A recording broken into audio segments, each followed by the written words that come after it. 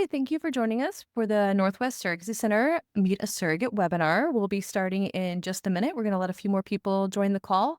Thank you for waiting as we made sure that everybody had a chance to come on in. My name is Rachael. This is my husband, Adam. I am a 3-time surrogate, but this is my first Zoom meeting with potential intended parents. So I'm really excited about this. I do have a few Northwest Surrogacy Center employees in the background helping me out. So if I'm reading questions off the side, it's because they're reading the chat, not me. I have old lady eyes and I can't see it from here. But we're so excited that you're here. Looking forward to answering your questions. Really excited. A little background, maybe? Sure. He's going to make me do all the talking. Okay. We have 2 children of our own. My daughter Parker is 10, and our son Cooper will turn 8 on St. Patrick's Day. So right around the corner. Love having kids of our own. Felt totally comfortable with our family being done after 2.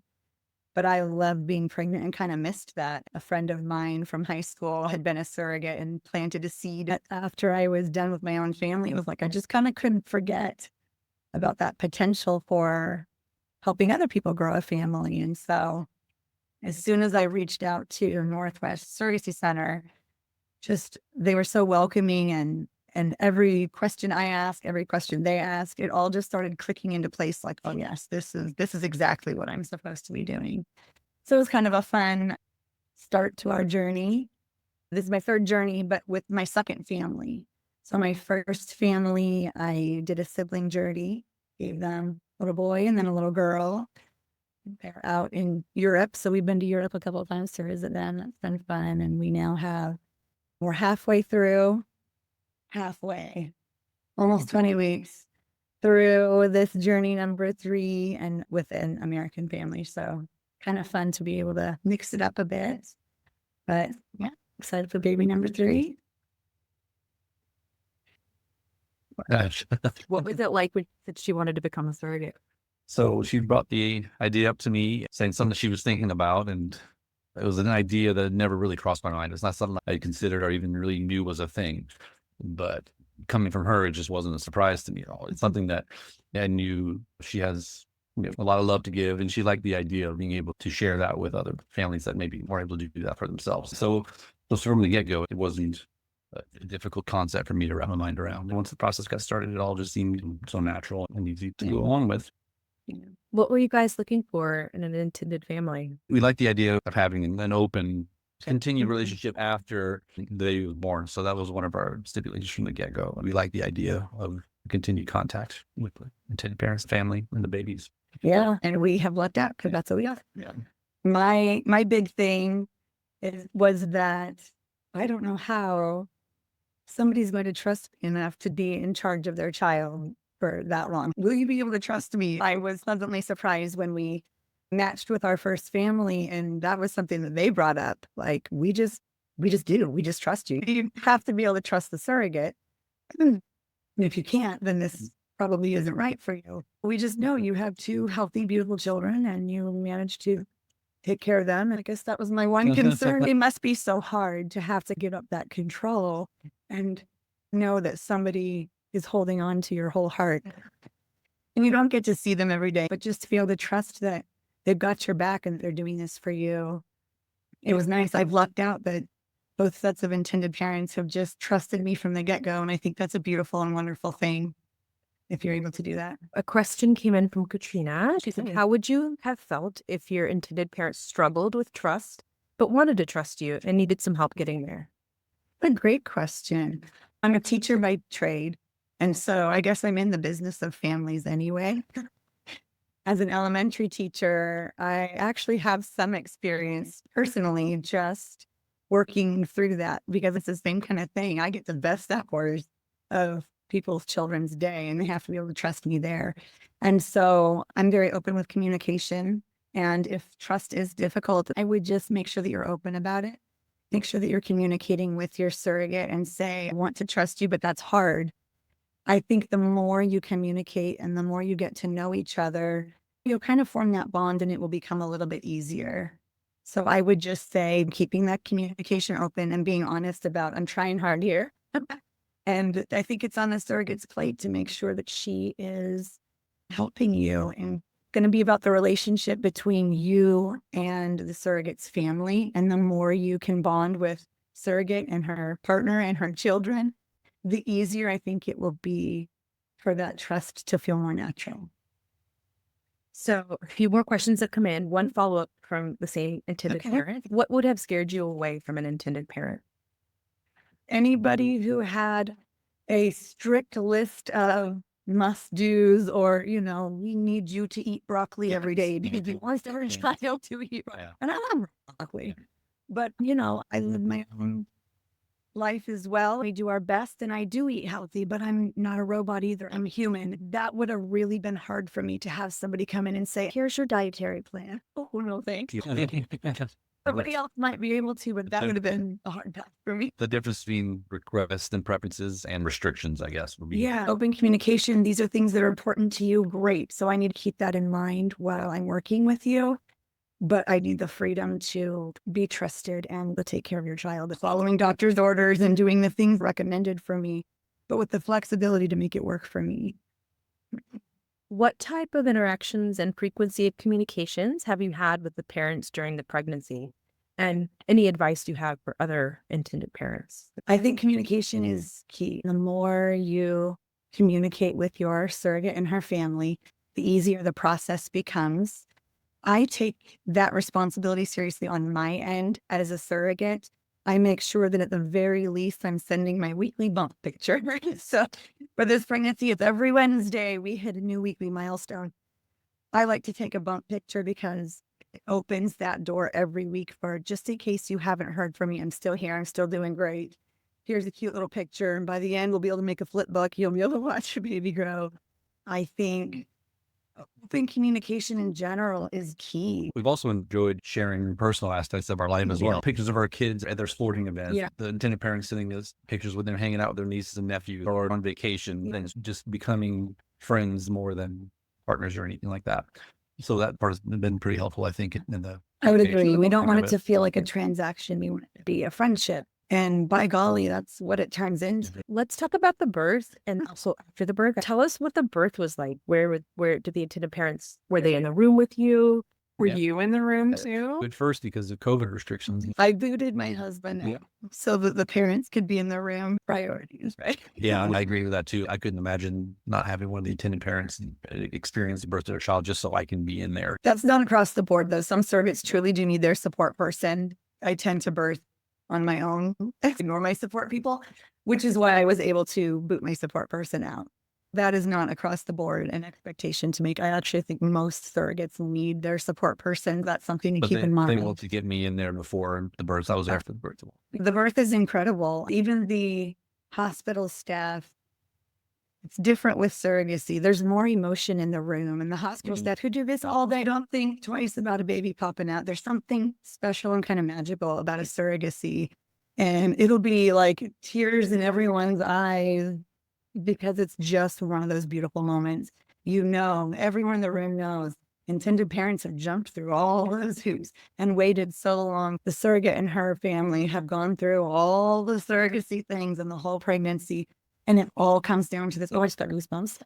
It all comes down to just this one beautiful moment. I'm not even really looking at the surrogate, at the baby. I'm watching parents. Yeah. That's who I booked. My big bond is with the parents. And so I'm watching. It was a highlight of the whole thing for me, being in the room to watch the intended parents become parent, like to be there for that moment, to see their faces light up and to see all the emotions roll over their faces when they were handed their babies for the first time.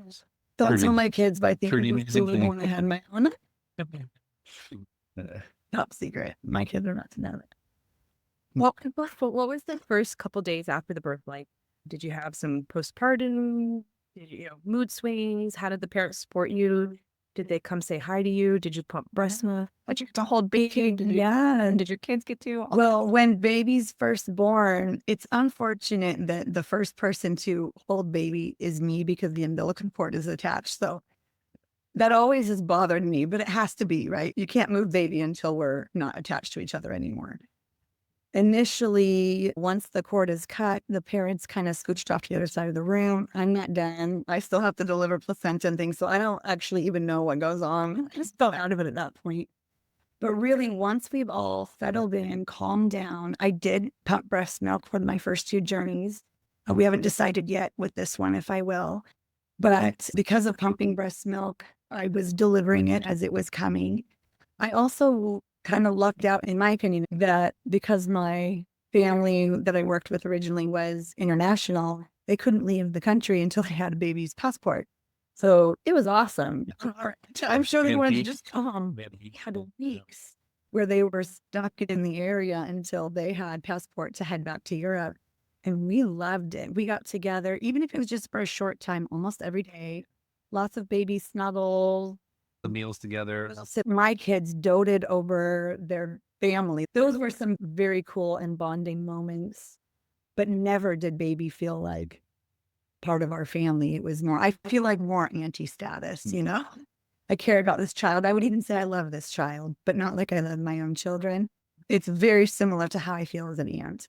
When my nieces and nephews were born, I couldn't wait to hold them and snuggle them and do all the things, but I never wanted to keep them. It was the same kind of feeling. Yeah, from the beginning, we knew what the situation was. So for me, it wasn't the attachment part was the difficult thing to worry about, because we just knew from the get-go, this is someone else's baby. As soon as the baby is born, here's your baby. And we get to enjoy fun uncle status, play with the kid and enjoy and everything. Yeah. But I will say, if we're talking bonding, one thing that I did, it was like a night or two before I was induced with my first, I as the surrogate brought up to the group that if anyone in the room, myself, my spouse, intended parents, felt like there was too much bonding happening with me after the birth, that everyone in the room has veto power. Medical staff has veto power. And it kind of took away that pressure. I was not worried that I was going to overbond, but I know that wonder is there if you've never been through the process. I feel like having that conversation beforehand made it so much easier. And then we didn't have to worry about it. It didn't even come up. But knowing that everybody in the room kind of had that veto power to say, I think that we need some space or something, was a huge relief, and it made the birth less stressful. With our kids, they seem to understand surrogacy from the get-go. We explained it early on. We had a few books, bedtime stories that explain the scenario from other people's perspectives. So they never really had a question about, is the baby going to stay with us after or anything like that. They always seem to be aware. Yeah. It's hilarious when people ask our children, like, oh, are you getting a baby brother or sister? And they're like, no. The face. We have fun with it. Was there anything that the intended parents did that made you feel especially comfortable during the birth or right after? During the birth, they were very quiet. Birthing is hard. All of my births have been unmedicated. So I do kind of go internal. I need to focus. During that process, the most helpful thing was that they were respectful of my space.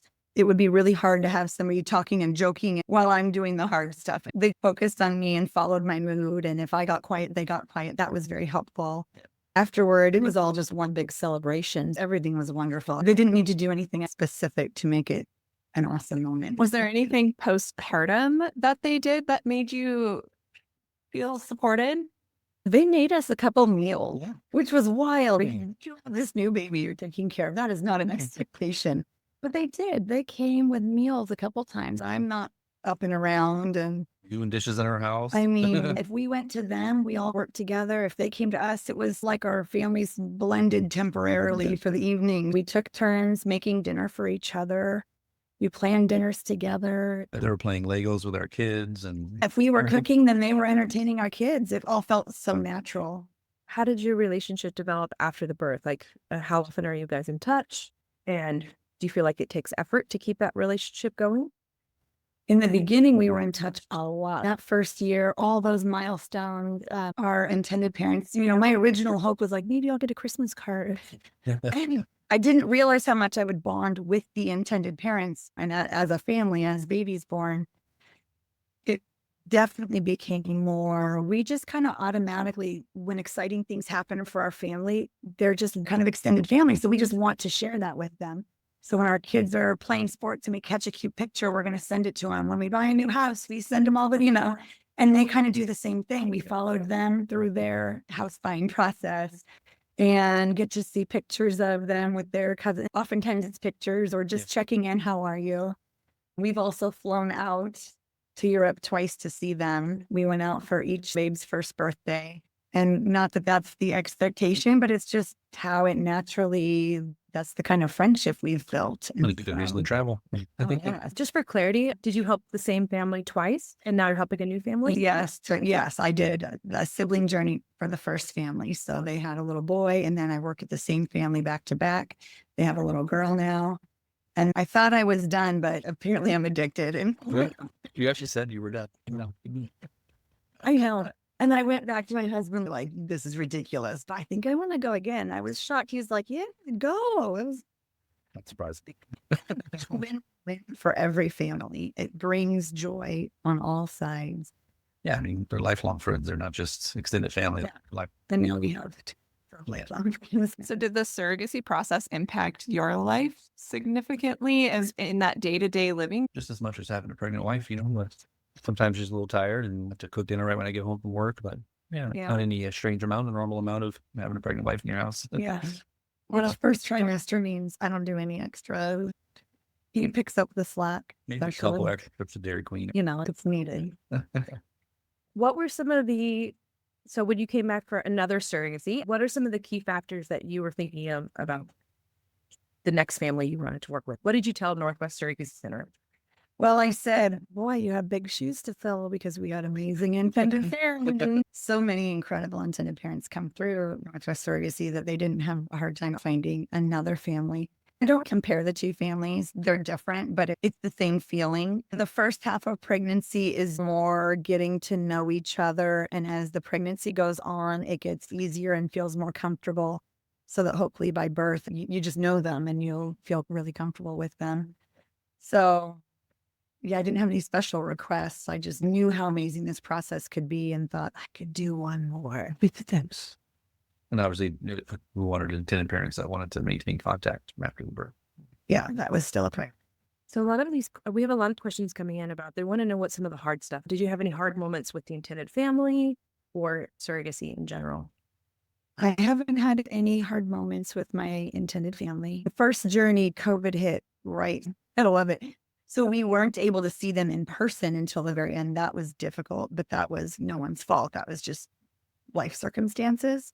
The surrogacy is more difficult in that IVF was new to me, and IVF is brutal. There's no sugarcoating it. Daily injections leave painful knots, and it's hormones that make you cray. I thought I did a pretty good job of keeping it pretty toned down, Did a but great I job. mean, it's pumping me full of hormones, and the hormones work, and it's worth it in the long run.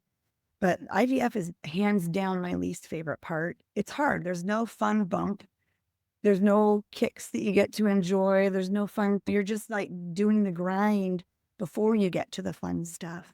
As far as surrogacy, that's the biggest difference between regular pregnancy and surrogacy was the IVF. There's a lot of hoops to jump through before you get to even meeting the intended parents, just that there are on your end. You have to jump through a lot of hoops before you can meet a surrogate as well. So When you were working on the contract with your family at the beginning, you've done 3 contracts, right? Surrogacy. Yep. Was there anything that was kind of like challenging or tense when you were doing that process? That's a great question. I think that the stock contract that comes to us is such a fantastic jumping off spot because I was nervous about that. I wanted something airtight, and that bad boy is long and detailed. You're going to want to read it more than once. But I felt like it was such a solid base that we never had to do much more than tweak. I would ask questions about things that would pertain more to me. Sometimes it was already answered in another part of the contract. Sometimes things need to be tweaked, but we lucked out. I only asked for a few things and the intended parents were cool with it. They only asked for a few things. I was cool with it. So everything went very quickly with all 3 contracts because we didn't actually change the stock contract. Did you feel supported by the agency? Did you think your family was supported well by Northwest Surrogacy Center? I don't think I could have done it without somebody holding my hand, especially in that beginning phase, helping me make sure that I am crossing my T's and dotting my I's. There's a lot of appointments. There's a lot of paperwork. There's a lot of hurry up and wait. There's just a lot to it. And so making sure that everything is done on time, in the right order, ready to go, that would have been really difficult for me to be organized enough to stay on top of and have go smoothly. But I didn't have to worry about any of it because I had a coordinator who was always cheerful, friendly, and fun to work with and totally kept me on track. How long did it take between when you contacted the agency and you got matched with the family? How many months of screening? August to January, so a few months. It was actually pretty quick. Any advice you would give to an intended family starting out this process or getting matched soon? You know, when it comes to children, flexibility is the main thing. And that never happens. I imagine that when my children are 50, it'll still be the same. Just be able to go with the flow. Take things as they come, make decisions together, and work with your surrogate. I think if you have a question, ask it. If you're wanting to know something and getting frustrated, open communication is key. Bring up concerns early so they can be addressed. It's good practice for having babies. Nothing goes quite like you thought it would, but it's all okay. Somebody asked how often you provide postpartum advice to your intended parents. Was there any advice you were bestowing upon them about caring for a newborn? We kind of accidentally did just when they would visit and I would be parenting and they'd be watching. And I've had them say things like, I'm writing that down. Yeah. What did you say? Just some of the phrases that I would use. As an elementary teacher, I have quite a bit of training on how to word things, and love and logic. I would write that down because I don't know how anybody can parent without it. You can Google it and thank me later. Love and logic will save you as a parent, but it is kind of my go-to. But also just the little questions, like I can remember even with my own being so confused because newborn babies poop constantly. And not knowing, do you remember this? I was so stressed out when my daughter was first born. How often do I change a diaper? She just poops, so obviously I need to change her diaper. I know she's not done, but I don't want her to get diaper rash. Like, you know, it's just sort of those kind of things. As a parent, you figure it out, and it takes some time. Stressful in the beginning. And so I do feel like our intended parents asked, I mean, we had a relationship by then, so it was easy for them to just say, oh, poo explosion, and then they'd ask a quick question. You can ask for the rest of your life. I'm totally cool. I'm not perfect, but I'm always happy to give baby advice or kid advice or teenager advice because as a surrogate, I've already had kids. So I'm going to be ahead of anybody who's an intended parent and they can learn from my mistakes. I'll tell you what not to do. But yeah, I don't think that ever ends. You're forming a bond and a friendship as a family. And so that just keeps going. So Yes. we're right at the very end and we have a twofer question as our last question to answer. And I love that I get to ask this question since I'm also a surrogate. Do you have relationships with other surrogates? I do. And it's funny how I didn't think of surrogacy as being super common, but I work with other teachers who were surrogates. So we didn't know it until, it's funny how I will just randomly bump into people and I might be wearing a surrogacy t-shirt because they'll give swag, or somebody will mention the bump once you get bigger and, oh, it's not mine. Oh, I was a surrogate too. It's amazing how often I bump into people who are surrogates, and there is an instant bond when I meet somebody who is a surrogate. You can just kind of bond over the experience. It's very fun to meet other surrogates. We have a Facebook page. They have get-together groups. The Surrogacy Center also kind of fosters those relationships between those of us who've gone through Northwest. And do you feel like you're motivated? Okay, I actually have two questions. Do you feel like when you talk to those other surrogates and you've built that community within surrogacy, do you feel like other surrogates are motivated for similar reasons as you to help families? Oh, for sure.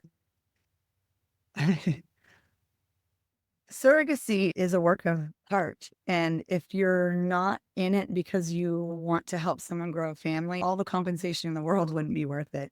I love being a surrogate, but it's hard and it takes a long time. It's probably a full 2-year process. The compensation alone will not do it. What you'll find when you meet surrogates is that they want to do this. Although we appreciate the compensation that comes with it, you'll notice that didn't even come up during this conversation because it's not the primary motivator and it's not what makes us want to do things like this.